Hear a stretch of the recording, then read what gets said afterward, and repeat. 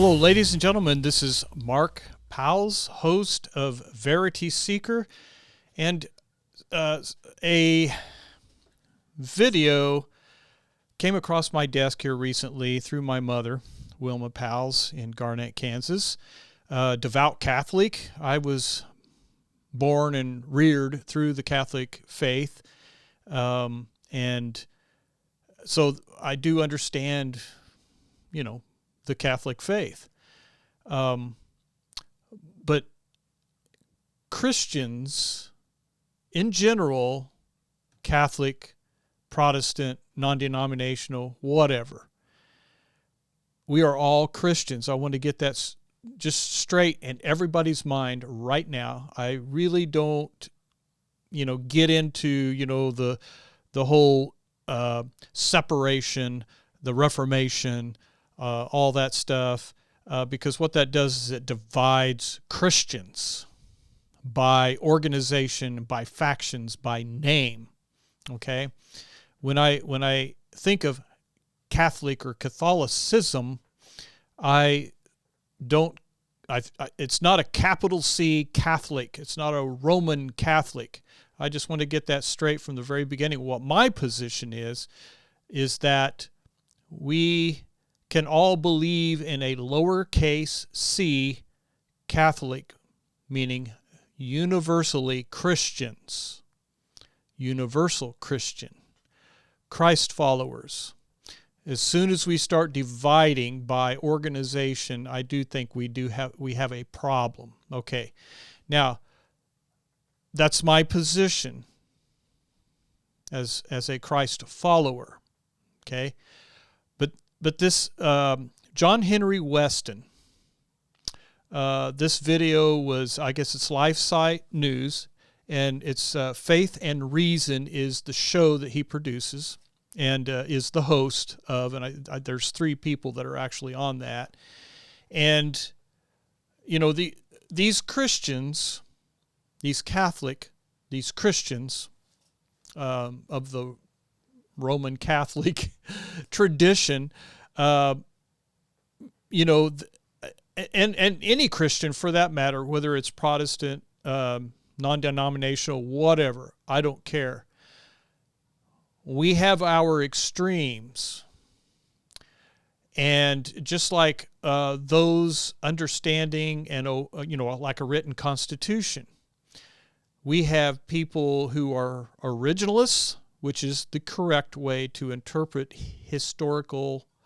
our historical understanding of a constitution and our founding and how a federal republic is supposed to function, which is what we really are if you think of the entire system as it pertains to government. Well, with Christianity, we have extremes, far right, moderate, and even left ideologies within the belief or the faith of Christianity.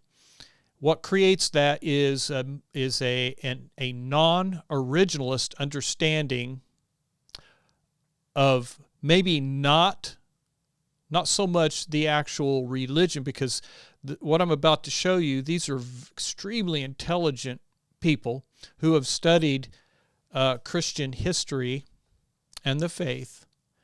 And, they have their shows and they talk about, faith and reason, which is what the name of the show is. And there's a lot of good things about Christianity, but they operate in the United States of America, which is a federal republic where we have 50 sovereign, independent countries. We call them states, and that's the way it's been since the beginning of our founding. First, it was the Confederation of States after seceding from the British Crown, 1776, and then later called in. Delegates were called in, and we ended up with a federal republic where you have sovereign states that retain all powers not delegated to a special government we call the U.S. general government, which has very limited powers and jurisdiction, which mainly focus on foreign objects and the regulation of a fair and open trade between these 50 countries. Okay, the reason why I'm mixing, the Roman Catholic faith or Christianity in general with government is because there's a misunderstanding with most Christians and the pro-life movement, and the anti-abortionists. Okay, we need to get on the same page.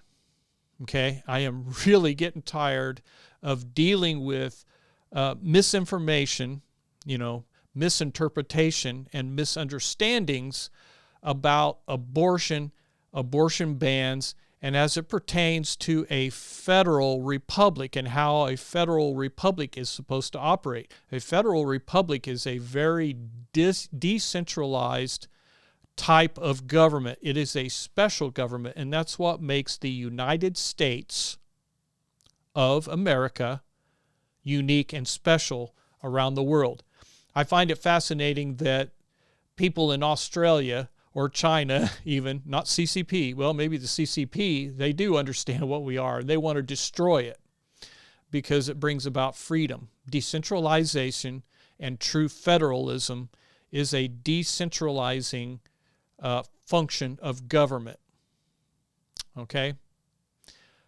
But we have, neocons, Lincolnian neocons, and we have Democrats, leftist Marxist Democrats, who actually believe a lot of the same things, trying to nationalize this federal republic. You cannot centralize power in Washington, D.C. I don't call it a nation. I call this a union. I call it a federal republic, not a democracy, ever. Okay, now, I want to get back into the John Henry Weston comments. Now, J.D. Vance, a month or so ago, or maybe a couple of months ago, I don't exactly know when this interview happened, but he was asked about abortion and having an abortion ban. Now, keep in mind that we're talking about a vice president and a president serving in the executive branch of the United States general government. Okay, remember what I told you. This general government that the states created is limited to foreign objects and a regulation of a fair and open trade between the states. That's put in simplified terms. Okay? Now, when you hear this video, you're going to hear somebody just getting crazy, upset, and telling people that Trump and J.D. Vance are abortionists, or they promote the my body, my body, my choice mentality, and that they're for abortion. Okay, Trump and J.D. Vance are not for abortion. What J.D. Vance and President Donald J. Trump believe is that this is a federal republic, and the government that they work for in the executive branch of this general government has no delegated jurisdiction or power to tell the states what to do as it pertains to the abortion issue. Okay? Please understand this. J.D. Vance is not an abortionist. Donald J. Trump is not an abortionist. they don't like it they don't like it any more than the rest of us do. Okay? It's a problem, and it's very complex. The problem is they don't have the delegated authority in their job to do anything about it. So stop asking them. Everyone needs to focus on what their state does. And if you don't like abortion, then it's up to the people of the states to pressure their legislators. In other words, you need to elect the right people first. Then they are the ones that need to create the laws within your state. And what J.D. Vance was trying to tell the host in this clip is that we really don't have the authority to do this. It is the responsibility of the states, because the states are sovereign countries. Please understand that. They have governments. They elect people to run their country. The U.S. general government is not a sovereign entity, and it does not have power over the states as it pertains to the internal affairs of the sovereign states in this union. That's why it's a federal republic. Federalism is a decentralized power system. It's a governing system that is extremely decentralized, but all powers not delegated to the U.S. general government are retained by these states, which is a lot of power. Okay? So stop getting angry at J.D. Vance and Donald J. Trump for actually understanding where their power is and where it ends. Where it begins and where it ends is what I should have said. Boy, this drives me crazy. You have these important people speaking to millions of people online and, on the internet. They have their shows. These are intelligent people, but they don't know what a federal republic is or how it is supposed to operate. And then they get mad, and they're teaching all of their listeners, you Christians out there, you need to get educated. And when these people tell you this kind of stuff, you need to correct them. Write in. Tell them, you're incorrect, John. And explain it to them. I'm making this video for you. Okay? Now I'm going to play the clip just so you can hear it. All right, here it is. We have another very, very serious thing that happened this week, and that is this back and forth with Trump over abortion. So there's a huge debate going on right now in America because, for instance, Lila Rose has called out President Trump in very stark terms, as if we at LifeSite, but she's getting bashed by all sorts of people, Catholics included. And I don't think any pro-life activist who is so shocked by what Trump said, and I'm going to get to that in a second, is saying, oh, you have to vote for this candidate or not this. That's not what it's about. But the shock to see where the Republicans have gone is what's going on. And if we're not willing to call it out, this is going to mean trouble. And it's very serious. So first of all, this week, Trump let go on Truth Social that his administration, and I quote, will be great for women and their reproductive rights, end quote. Now, you could say, well, that's shtick for abortion. But you could say, hey, reproductive rights, that's good. You're talking about right for a woman to be able to get pregnant, like in some places they're restricted from, or something like that. Okay, not okay, because it was made clear by J.D. Vance, who is so sad. He's supposed to be a Catholic convert, but he just said the most horrific stuff. And I want you to listen to it for yourself. Abortion. Sure. Democrats made the case this week and beyond this week that Donald Trump, if elected, will impose a federal ban on abortion if he wins. Now, Donald Trump says he won't, but can you commit, Senator, sitting right here with JD me today, knows that if you and Donald Trump are elected, that you will not impose a federal ban on abortion? I can absolutely commit that, Kristen. Donald Trump has been as clear about that as possible. I think it's important to step back and say, what has Donald Trump actually said on the abortion question, and how is it different from what Kamala Harris and the Democrats have said? Donald Trump wants to end this cultural war over this particular topic. If California wants to have a different abortion policy from Ohio, then Ohio has to respect California and California has to respect Ohio. Donald Trump's view is that we want the individual states and their individual cultures and their unique political sensibilities to make these decisions, because we don't want to have a nonstop federal conflict over this issue. It's the federal government federalism. ought to be focused on getting food prices down, getting housing prices down, issues, of course, where Kamala Harris has been a total disaster. So I think Donald Trump is right. We want the federal government to focus on these big economic and immigration questions. Let the states figure out their own abortion policy. And that's not it. It's just not that they are going to, they're not supportive of a ban on abortion. They're not going to oppose that. They're not going to impose that. It gets much worse. Watch this. He says that Trump would veto an abortion ban. Listen. If such a piece of legislation landed on Donald Trump's desk, would he veto it? I think it'd be very clear he would not support it. I mean, he said that explicitly. Yeah, I mean, if you're not supporting it as the president of the United States, you fundamentally have to veto it. So he would veto a federal abortion ban? I think he would. He said that explicitly, that he would. This is absolutely terrible. What? It's sad as anything. But I wanted, Father, you to give us, what are we to do? I mean, the U.S. situation is there's two candidates for president. You've got one and the other. They're both obviously now pro-abortion, but there's a difference still. How are Catholics to determine what they're to do?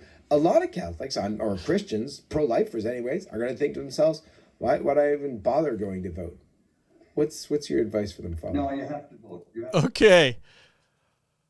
Okay, I went ballistic when I heard this guy. What is wrong with him? He has so many good things to say.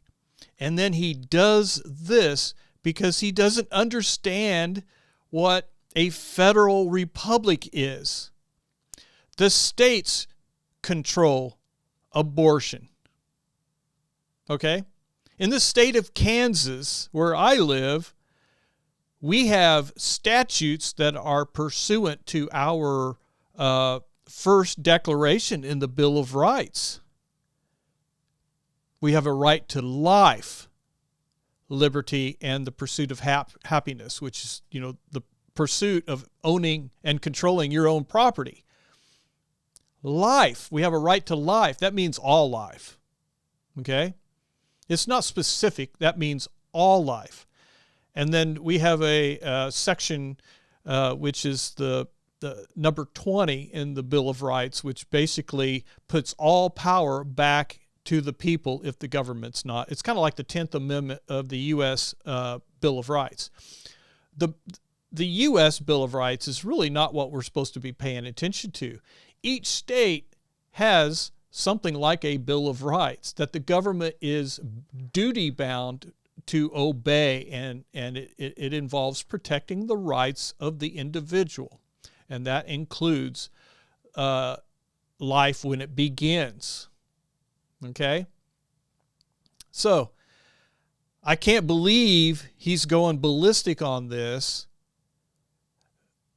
Those Christians out there who watch this program, Faith and Reason, of LifeSite News television, you need to write in to John Weston and tell him what a federal republic is. Tell him that a U.S. president and a U.S. vice president, nor U.S. Congress,